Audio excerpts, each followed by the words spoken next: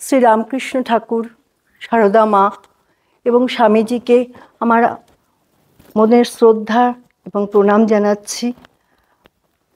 মঞ্চে উপস্থিত মহারাজকে আমার প্রণাম জানাচ্ছি এবং সামনে মা এবং অন্যান্য ভক্তবৃন্দকে আমার শ্রদ্ধার্ঘ্য জানাচ্ছি।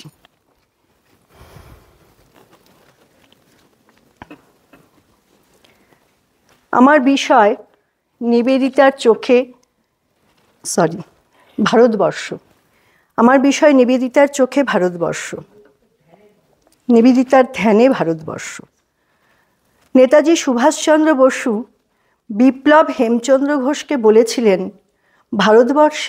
ভারতবর্ষকে আমি ভালোবেসেছি বিবেকানন্দ পড়ে, আর বিবেকানন্দকে আমি চিনেছি নিবেদিতার লেখায়।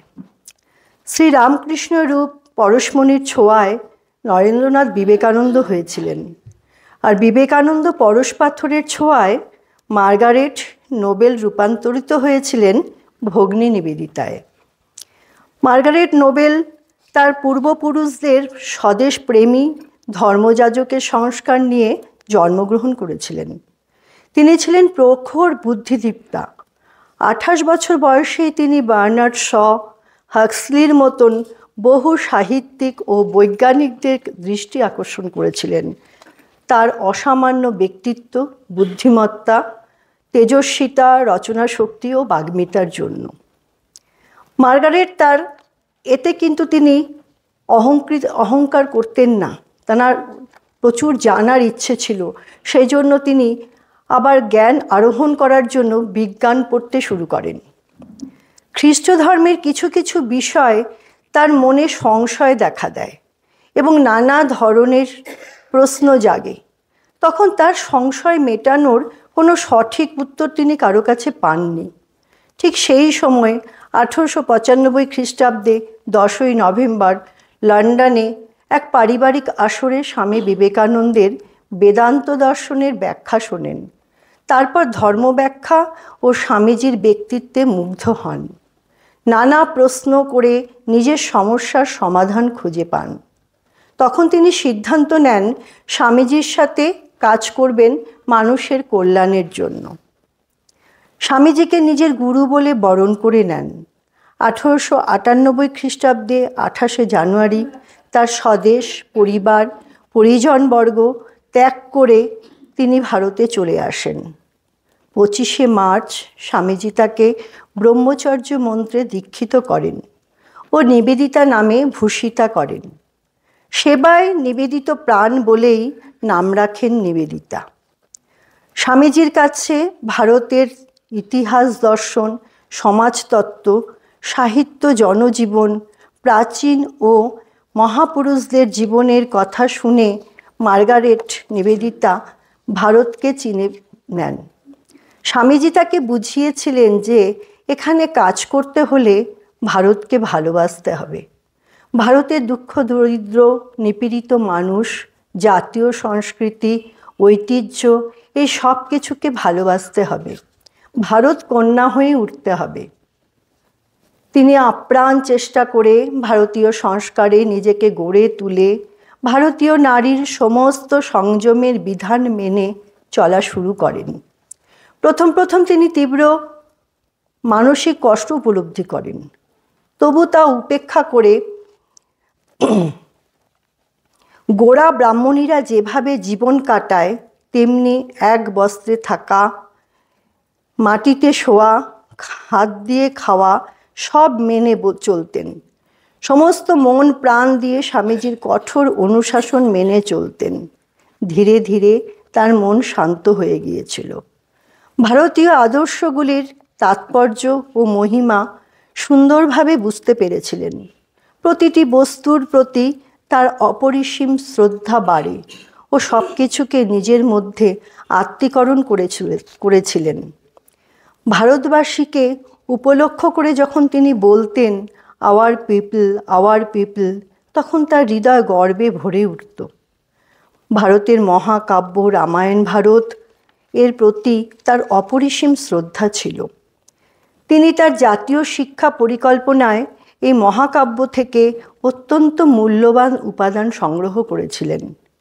রামায়ণ মহাভারতের বর্ণনা নিয়ে মেয়েদের কাছে যখন গল্প করতেন, তিনি তন্ময় হয়ে যেতেন। তার বর্ণনায় ভীষ্ম, শ্রীকৃষ্ণ, সতী, সাবিত্রী সব চরিত্রগুলো এমন জীবন্ত হয়ে উঠত। মহাভারতের গান্ধারী, কচ ও দেবযানী সংবাদে বৃহস্পতির পুত্র কচ নিবেদিতার চোখে চরম বীরত্বের আদর্শরূপে প্রতিভাত হইতেন। এই সব আদর্শেই তিনি নিজের বিদ্যালয়কে গড়ে তুলতে চেয়েছিলেন।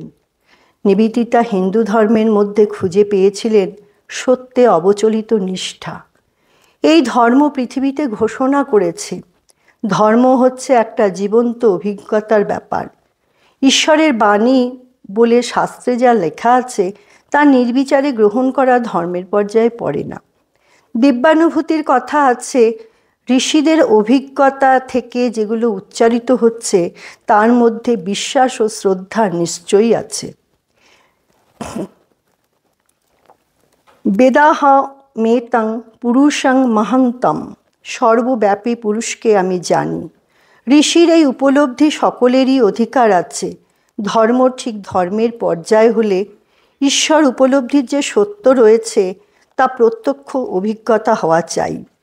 হিন্দু ধর্মের এই বৈজ্ঞানিক দৃষ্টিভঙ্গি নিবেদিতার যুক্তিবাদী সত্যানুসন্ধানী মন তৃপ্তি খুঁজে পেয়েছিল। তাই তার অভিজ্ঞতার ভিত্তির ওপর দাঁড়িয়ে বলেছিলেন, আমরা যেন নতজানু হয়ে সর্বজনীন মাতাকে অর্চনা করি। Studies from an eastern home গ্রন্থে হিন্দুর পূজার্চনা ও উৎসব সম্পর্কে নিবেদিতার কিছু চিন্তাধারা। দোলযাত্রা উৎসবে জাতি বর্ণ নির্বিশেষে সব শ্রেণীর মানুষ একত্রে মিলিত হওয়ার সুন্দর একটি ধর্মীয় অনুষ্ঠান। তিনি বলেছিলেন, প্রাচীন হিন্দু ধর্ম কোথাও কাব্যের তুলি বুলিয়ে নিজের সহিষ্ণুতার মন্ত্রের বাড়াবাড়িগুলোকে সহ্যের সীমায় নিয়ে এসেছেন। অর্থের দেবী লক্ষ্মী এবং বিদ্যার দেবী সরস্বতী পুজোর উপলব্ধিতে তিনি ব্যঙ্গাত্মক কথায় ভারতের ভোগবাদের ভয়াবহ পরিণতি বুঝিয়েছেন। সরস্বতী পূজার প্রক্রিয়ার মাধ্যমে তার চোখে ধরা পড়ে যে কোনো রকম পুস্তক, সে ইংরেজি হোক, সাংস্কৃতিক হোক, পার্শ্বিক হোক, যাই হোক, তার কাছে পবিত্র। স্কুলের বই, বিজ্ঞান, ভূগোল প্রভৃতি সব রকমের বই দেবীর পায়ের কাছে বেদিতে রাখে এবং আশীর্বাদ প্রার্থনা করে। নিবেদিতার কাছে তাই ভারতে জ্ঞান ও বিজ্ঞান বিশ্বস্রষ্টা এবং দিব্যজ্ঞানের মধ্যে কোনো পার্থক্য নেই।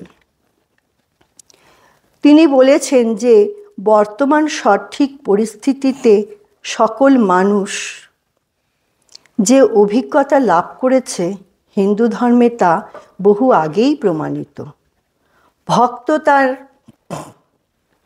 নিবেদিতার কাছে আধুনিক ভারতের সবচেয়ে জনপ্রিয় দেবী সরস্বতী। ভারতের মনস্তত্ত্ব, চিন্তারত্নাবলী ছড়ানো আছে। নিবেদিতার চিন্তনে মননে ভারতের সর্বত্র যে দুর্গাপুজো উপলক্ষে যে উৎসব হয় তা সামরিক। উত্তর ভারতে উৎসবের প্রথম 7 দিন অস্ত্রসম্ভার পরিচ্ছন্ন তাদের প্রদর্শনী হয়। দশেরার বা দশম দিনে লড়াই করে অস্ত্রবিদ্যায় পারদর্শিতা দেখানো হয়। দক্ষিণ ভারতে সব গ্রামের রক্ষাকর্ত্রী আমান মাতৃদেবী ভয়ঙ্করী, মাতৃমূর্তি ভবানী যুদ্ধজয়ের সহায়িত্রী। শিখরা মায়ের হাতের খড়গকে তার প্রতীক রূপে পূজা করে চিতোরের নগর ধাত্রীকালী। পাঞ্জাব এবং উত্তর পশ্চিম অঞ্চলে রামের জন্মদিন পালন করা হয়। মহীশূরে ও দক্ষিণাত্যে দশেরা শ্রেষ্ঠ উৎসব। জননীর আগমনে সারা দেশ ঐক্যবদ্ধ। বছরের পর বছর এই দেশ জননী একাকার হয়ে যায়, মাতৃভূমির উদ্দেশ্যে প্রণাম করে। তার লিখিত the web of Indian life গ্রন্থে ভারতের জাতীয় সংস্কৃতির আদর্শকে নিবেদিতা নিরপেক্ষ ও নিপুণভাবে বিশ্লেষণ করে দেখেছিলেন, সমগ্র ভারতে পরিভ্রমণ করে ঘনিষ্ঠভাবে জনসাধারণের সঙ্গে মিশে নিবেদিতার মানস চক্ষে ভেসে উঠেছিল ভারতীয় নারীর 4টি স্তর। প্রথম স্তরে মাতারূপে অতুলনীয় মহিমা, সমগ্র পারিবারিক জীবন নিয়ন্ত্রণ করা, তার আশীর্বাদ দেবাশীর্বাদ থেকেও শ্রেয়, স্নেহের সীমা ও মাধুর্যের অফুরন্ত ভালোবাসা, এটাই হিন্দুত্বের মাতৃত্বের পরিকল্পনা। দ্বিতীয় ও তৃতীয় স্তরে হিন্দু নারী মায়ারূপে প্রকাশিতা, জাতীয় সংস্কৃতির রক্ষায়িত্রী রূপে পুষ্পিতা। বিবাহের মাধ্যমে বালিকা বধূ একদিন পিতৃগৃহ থেকে পতিগৃহে প্রবেশ করে, সিঁথিতে সিঁদুর, হাতে এয়তির চিহ্ন। শ্বশ্রুমাতা আপন কন্যারূপে তাকে গ্রহণ করে, আশীর্বাদ করেন, সতী সাবিত্রীর মতো হও, সীতার মতো হও, ধর্মে নিষ্ঠা থাকুক। ধীরে ধীরে এই বালিকা বধূ গৃহিণী হয়ে যান, তারপর জননীর আসন গ্রহণ করেন। এইভাবে ভারতবর্ষে যুগ যুগ ধরে পারিবারিক জীবন হতে সামাজিক জীবনকে পবিত্রতার বন্ধনে বেঁধে রাখে। চতুর্থ স্তরে হিন্দু পরিবারে স্বর্গত স্বামীর অক্ষয় স্মৃতি বুকে নিয়ে পরার্থে জীবিতা বিধবা নারীর এক অন্য কল্যাণ প্রতিমারূপ।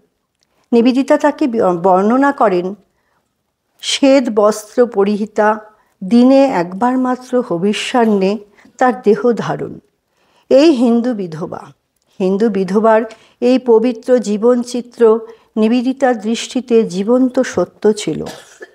নিবেদিতা বুঝেছিলেন ভারতে না এলে তিনি এখানকার সমাজ জীবন, ব্যক্তি জীবনের পরতে পরতে যে ধর্মভাব অনুপ্রবিষ্ট হয়ে আছে তা ধারণা করতে পারতেন না। স্বামীজির কাছে পূর্বে শুনেছিলেন যে ভারতীয়রা ধর্মের ভাবেই খায়, পরে আচার আচরণ করে, ধর্মের ভাবেই তাদের নিত্য জীবনযাপন। স্বামীজির এই উচ্চতম জীবনার্থের কথা তিনি শুনেছিলেন হিন্দু ধর্মের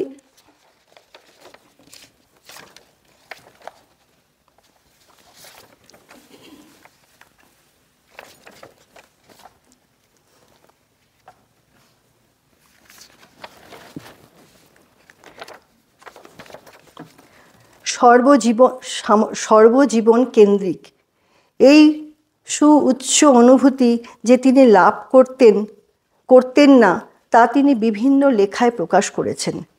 অবশ্য এখানে বলা আবশ্যক যে যোগ্যতমের কাছেই সত্যের প্রকাশ ও প্রতিষ্ঠা সম্ভব হয়, অন্যের কাছে নয়। ভগিনী নিবেদিতা সেই যোগ্যতমা ছিলেন নিঃসন্দেহে। নিবেদিতা ভারতকে যেরূপ ভালোবেসেছিলেন, ভারতবাসীও ততটা ভালোবাসতে পারেননি, এই কথা বিপিনচন্দ্র পাল বলেছিলেন। আমার ভুল ত্রুটি মার্জনা করবেন, আমি শুধু একটু চেষ্টা করেছি। আমি কৃতজ্ঞতা জানাই আমাকে এই সুযোগটা দেওয়ার জন্য।